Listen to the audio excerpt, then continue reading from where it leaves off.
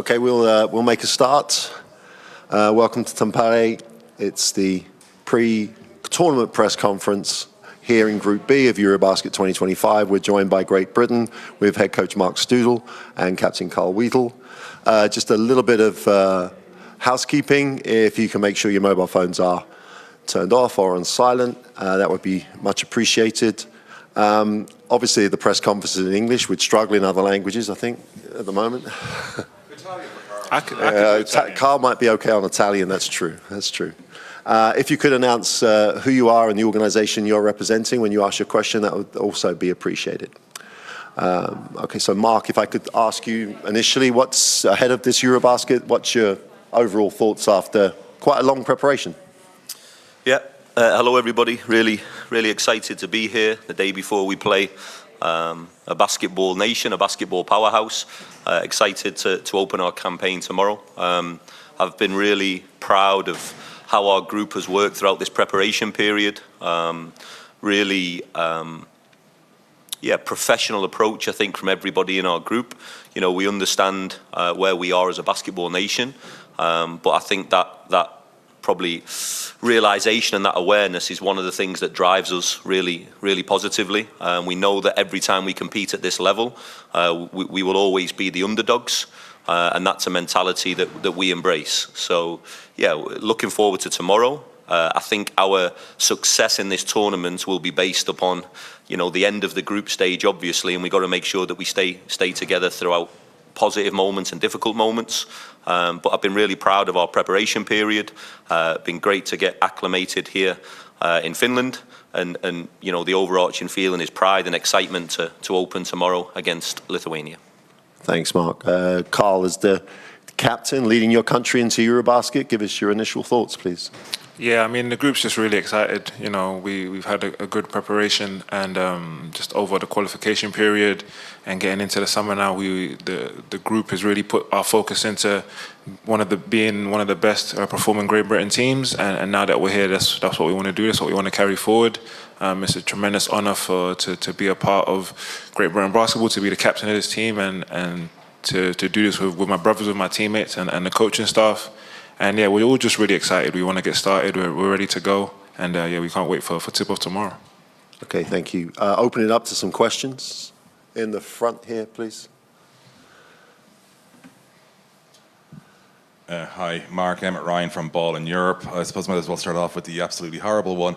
There's obviously been a lot of kerfuffle, I think is the polite word we'd use, between the Federation and the clubs back home during the summer. Has that impacted preparations at all for your team coming into this tournament? I didn't expect the word kerfuffle today, so I'm impressed by that one. No, I mean, you know, we understand that there's things outside of our control in the United Kingdom that they're publicised. My job is to make sure that our group is completely aligned to what our goals are. Carl has said it. We understand the history of Great Britain at EuroBaskets. You know, we've always been a team that has, you know, we've qualified more times than not, but we've had 4 wins, you know, in EuroBasket history. 2 in 2011, 2 in 2013, none in 17, none in 22. So, you know, my focus has been with our group. I'd like to say that's been a difficult job, but working with the level of professionalism that I work with, led by Carl, some of the senior guys as well, you know, Miles, Luke, Gabe, exceptionally experienced, general manager who's the most capped player in the history of the country. So, yeah, my focus day to day is about making sure that we're the best version of ourselves.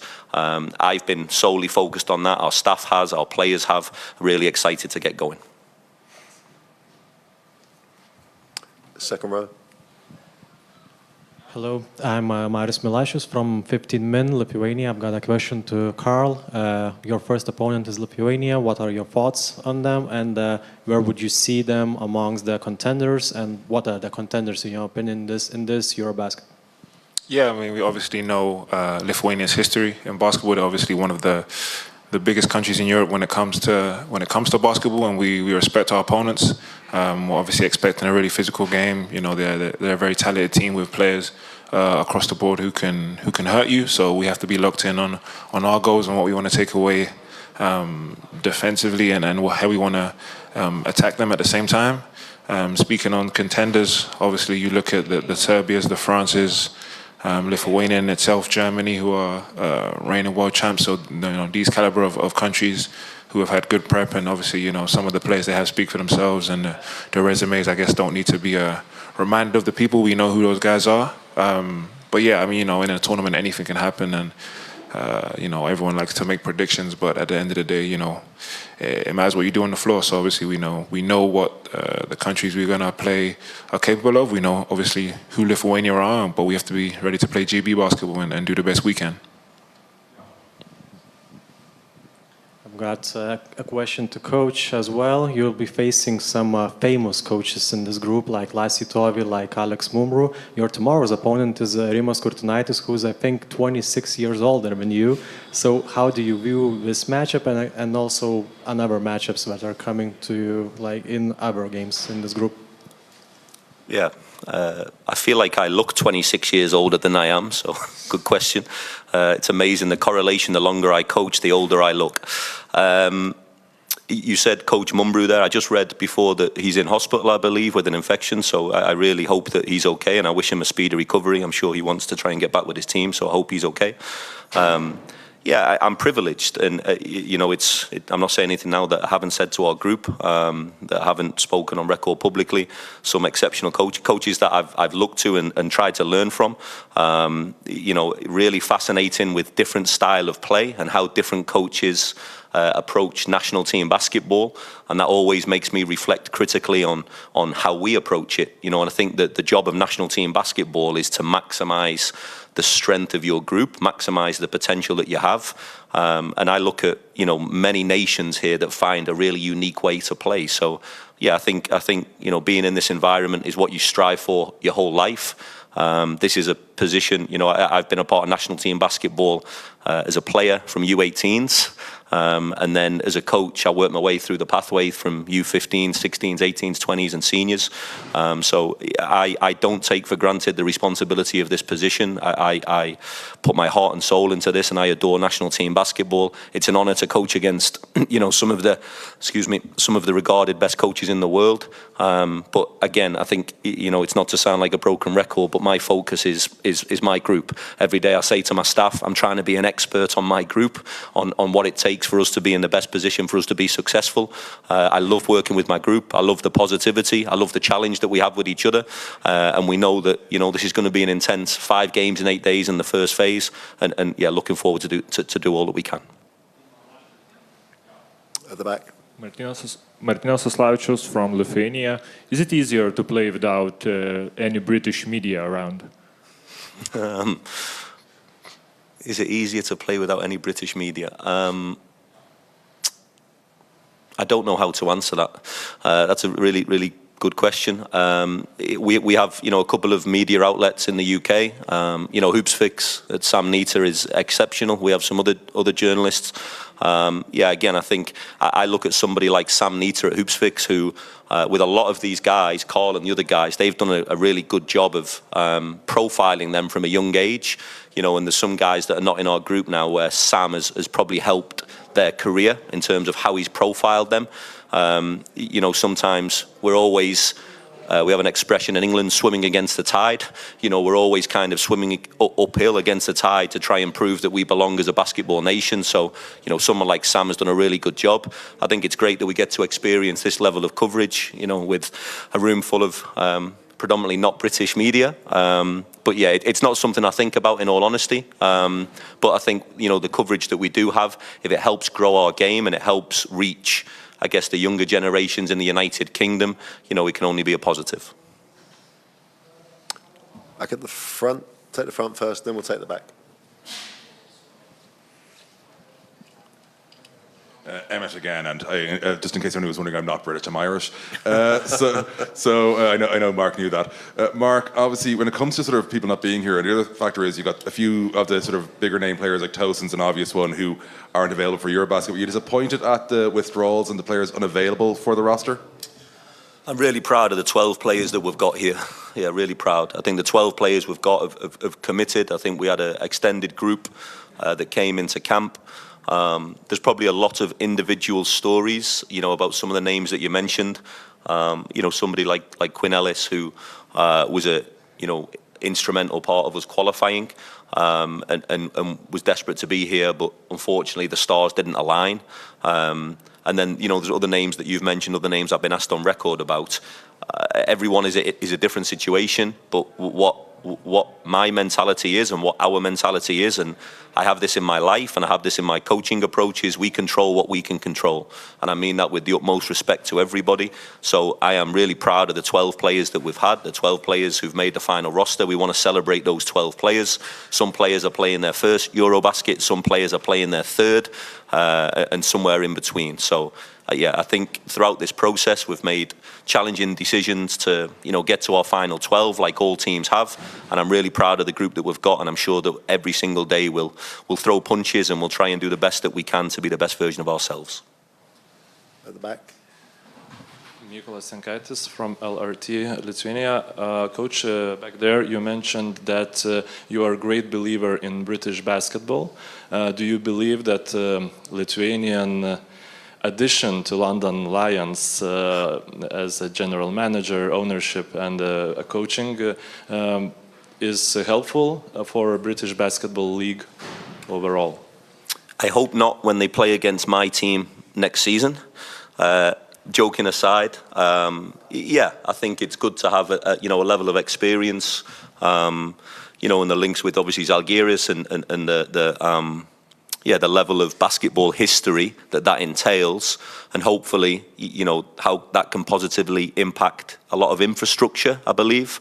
I'd say London, obviously under new ownership, but over the previous few years has done a positive job of getting more respect for the United Kingdom.